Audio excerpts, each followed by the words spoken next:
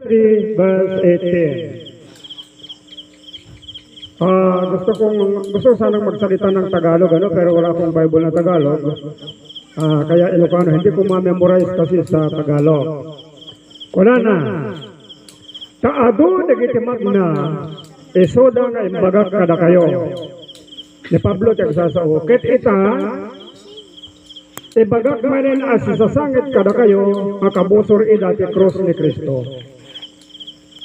May mga tao pala na nabubuhay at sa kanilang lifestyle kaaway sila ng cross ni Kristo.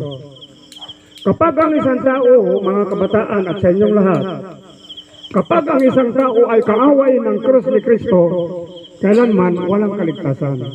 Sapagkat ang cross ng ating Panginoong Hesus, napakahalaga ito. 1 Corinthians chapter 1 verse 18, ang kasaysayan ng cross ay kamangmangan sa mga mawawaglit.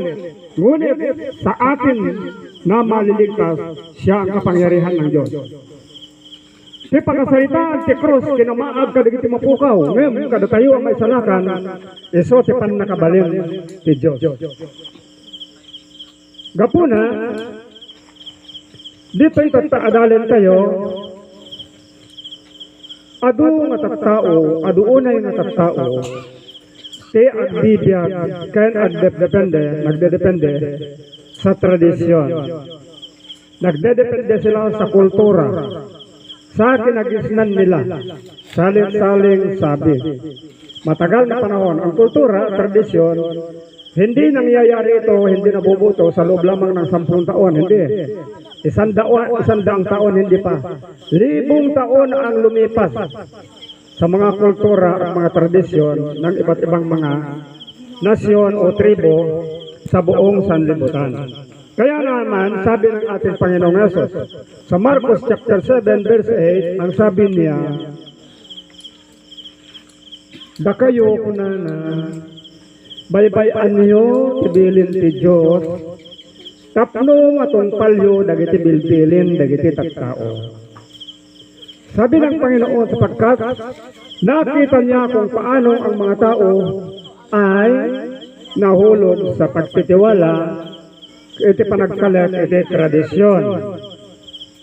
Gapuna, tanuhin natin, sino ba ang nagturo ng mga tradisyong yun? Sino ba ang nagturo o nagpauna sa mga gawaing lihis sa kautusan o sa palatuntunan ng ating Panginoon? So, ang Biblia ay sinasabi niya mula sa Ezekiel chapter 22 verse 26, kunana, dagiti papangulo na naglabsing da itilinteg ko, kinaniwas da dagiti bilbilin ko, saan da nga pinaggidyat tinasantuan ken ti sapasa, ket saan da nga pinailasin kadagiti tattao tinarugit ken nadalos. Ket inlemang damat, wano yung talikod damat, dagiti matmatada, kadagiti aldaw ko, para ginana, ket natabaawan na, kiti nagtitinganda. Sino nga rin ng idaulo? Dagiti mutlang papangulo. Dagiti papangulo da idi. Papangulo da idi, nga nang iganwat, karelya bukod da nga adal, bukod da nga sursuro, nga saan nga mainugot, kadagiti panursuro ni Apo tayo, nga Heso Kristo. Kada ito ay medyo nakaskasdaan o daduma nga agsipod pakurang iti pan nakaawat kada kwada di wenno gaputa na dagdag sinti tradisyon ganda yung kinapudno nagtalik da iti tradisyon ti mangtengtengal ita iti akaduan